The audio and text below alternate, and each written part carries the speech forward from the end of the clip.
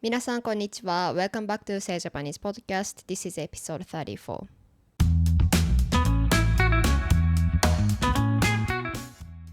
前回もお知らせしましたが、日にちが近くなっているのでもう一度アナウンスです。私が運営している Say Japanese School というオンラインの日本語学校での開校記念キャンペーンにおける、全レッスン 30% オフというのがもうすぐで終わりになります。まだチェックされてない方はぜひ sayjapanese.com のプライベートクラスのメニューから確認してみてください。それでは始めましょう。今回のテーマは宗教と日本についてなんですけれども、このテーマは結構私にとっては話しづらいので今まで避けてきました。なぜかというと、日本では 60% 以上の方が無宗教者で、私もその一部で、かつ無神論者なので、普段から宗教について話すことがあまりないし、宗教を信仰するという価値観とかコンセプト自体に親しみがないので、間違ったことを言ってしまったり、失礼なことを言ってしまったら嫌だなと思って、ちょっと話す勇気が出てこなかったんですけれども、私はどんな宗教も尊重するという前提で、私が知っている限りとか感じている限りの範囲で日本での宗教の状況をお話しすればあまり問題はないかなと思い、今回のエピソードで話すことにしました。では、日本での宗教の捉え方とか宗教の状況を一言で表すと、日本の歴史や文化には宗教が深く関係しているけれども、現代の実際の生活では宗教の存在はとても小さいという感じだと思います。さっき言ったように日本人の 60% 以上が無宗教者で、日常生活の中でも宗教の話とかことが登場することはほとんどありません。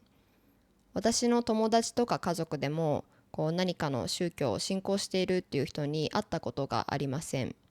実は宗教の話をすることをタブーとする風潮も少しあります。これは政治について話すのをタブーとするのと一緒なんですけれども、その理由とか背景はいろいろあると思いますが、一つ言えるとしたら、その日本のグループの調和を重視して個人性は小さい方がいいとする、先進文化に関係しているのかなと思います。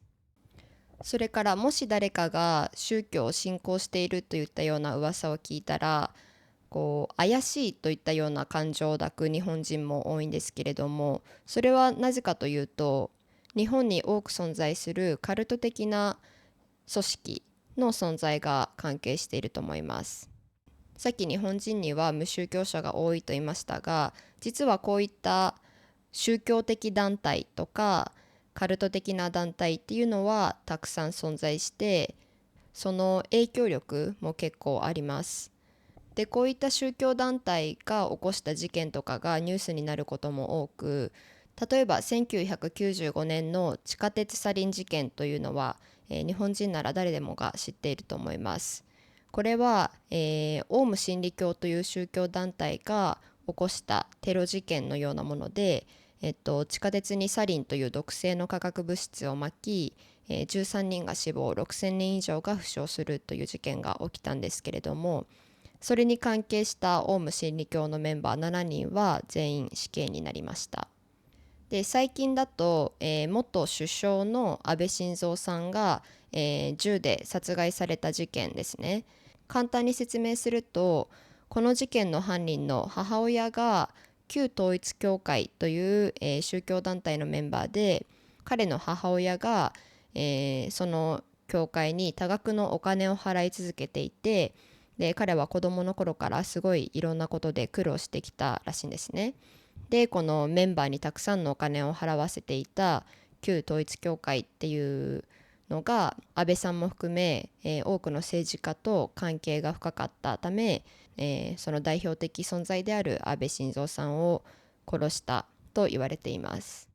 でもちろんこういったタイプの宗教団体の中には本当に、お金のためではなく人々の心を支えているという団体もあると思いますが、こういった一部の、団体が大きな問題を起こすために、日本人の偏見とか批判っていうのも強まっていると思います。というわけで宗教を信じていますっていう人自体はとても少ないし、そういった会話が、普段登場することも稀なんですけれども、面白いことは日本の文化自体には宗教がものすごく強く関係しています。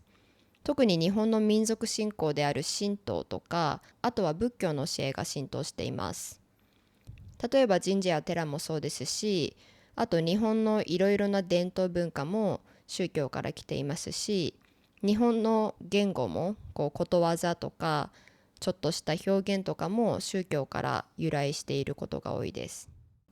なので私も含め日本で自分は無宗教者ですっていう人の中でも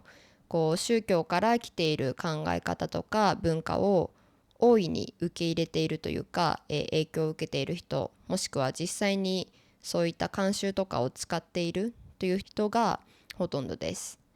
ただそれに気づいていないという場合が多いですね。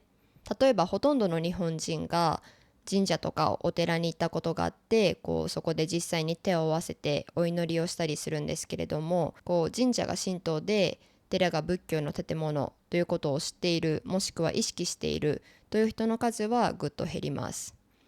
で、さっき触れた調和を重んじる、自己主張を控える文化とか、日本人の価値観の中でも大きな存在である尊敬とか敬語を使う、上下関係を重んじる精神文化も実は儒教とか仏教の教えから来ています。ですが、そんなルーツはほとんど気にしていないという人が多いですね。私自身もお葬式の時にいつもお寺のような場所に行って、でお坊さんのような人が何か宗教的なものを読み上げているというのを経験したことが何度かありますが、海外に来て宗教というものを身近に感じるまで、それが何の宗教の儀式だったのかすら知りませんでした。私の家族もその宗教を信仰しているからそういった葬式をしたというわけではなく、ただ単に、先祖のお墓がそのお寺にあったからというだけでした。他にもこのように日常生活で日本人があまり意識していないけれども実は宗教に由来している文化とか慣習は山ほどあります。このように日本では、宗教の影響を大きく受けつつも、実際に自分は宗教を信じるという人や宗教的な活動をする人も少ないですけれども、一つ私が日本人の宗教の捉え方についてすごく好きな点は、宗教に関する関心が少ないからこそいろいろな宗教に寛容であるということです。多くの日本人が人生の中で知ってか知らずかいろいろな宗教の文化に触れることになります。例えば子供の時は七五三という神道の行事で成長を祝い、小学校から大学までは、自分の信仰に全く関係なくキリスト教系の学校に行ったり仏教系の学校に行ったりします。結婚式はキリスト教形式の結婚式が一番人気で、そうじゃなかったら神道とかっていう場合もあります。そして亡くなった時は仏教のお寺で葬式を挙げたり他の宗教に従ったりします。私自身も幼稚園はカトリック教だったので、毎週教会でお祈りをしたり、食前の祈りとか歌とか他の挨拶もキリスト教に関係するものが多かったです。一年の中でもいろいろな宗教の文化を楽しむことができます。例えば初詣で神社に行ってお参りをするのは神道ですし、夏のお盆休みは仏教由来で、クリスマスも、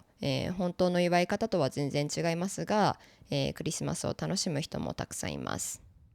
日本の宗教である神道を一つとっても、神道では水の神様とか太陽の神様、虫の神様とか、800万以上の神様がいると信じられていて、私にとっては神は一人しかいなくて、その存在の仕方について人間がいつも口論しているというよりかは、そういった寛容な考え方がすごくいいなと思います。ということで、日本での宗教の捉え方とか宗教の状況についてお話ししました。皆さんの宗教に対する考え方もぜひコメント欄で教えてください。それでは最後まで聞いてくれてありがとうございました。また次のエピソードでお会いしましょう。If you want to learn Japanese more interactively, you can find the best teacher for you at Saya Japanese School, a quality-first online Japanese school founded by me. Visit sayajapanese.com for more information. Thanks for your support and happy learning!